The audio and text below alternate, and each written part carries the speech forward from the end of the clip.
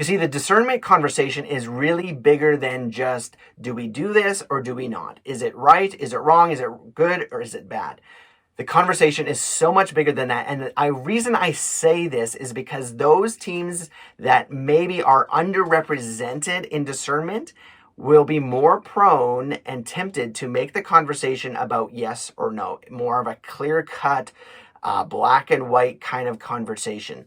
Whereas what you actually want to do is spend some time in discernment, because discerners really help us to pause, to slow down, and to consider perspectives that maybe we haven't yet identified or aren't even aware of yet.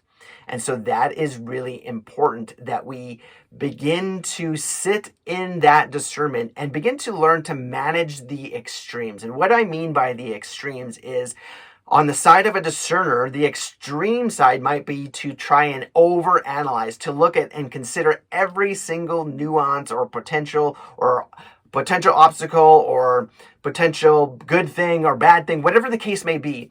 And we don't want to overanalyze, because that just leads us to inaction. But we don't want to go on the other side and be quick to jump to, you know what, let's do this or let's not do this. Let's do this and let's see some action, and not spend the adequate time discerning and making sure that the idea has been refined enough and is viable. So the last thing that we want to mention is maybe just a scenario or a question that would help us to engage in this discernment conversation. And so when a discerner is presenting a potential obstacle, let's ask the question of, how might this work if we were to push through? What might it look like for us to fill in the blank? And that opens up conversation to more than just a yes or no. And it creates this element of creativity, of, hey, let's work through this and not just dismiss something or accept something. And let's kind of manage the tension of those extremes and stay in the conversation for a little bit and see what we can come up with. And that really actually is the conversation of the invention discernment loop, which is going to be a real asset for your team. And it is where we're asking those types of questions of what would it look like? What can we do?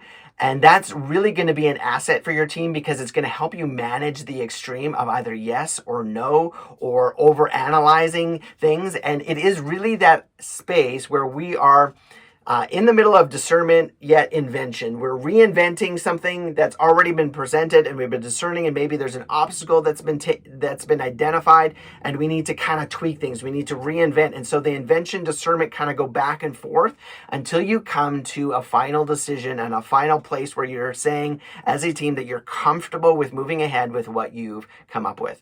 And so at the end of the activity of discernment, that is an important thing to note, is that yes, eventually there is a yes, we're moving forward, or no, we're not doing that. And we really do need to kind of go back into the invention activity and come up with something completely different, because you know what? We haven't been able to come up with a solution that's going to work in the ID loop. Hey, thanks so much for watching and for developing yourself. I hope this content has been helpful for you in your leadership development and in your team development.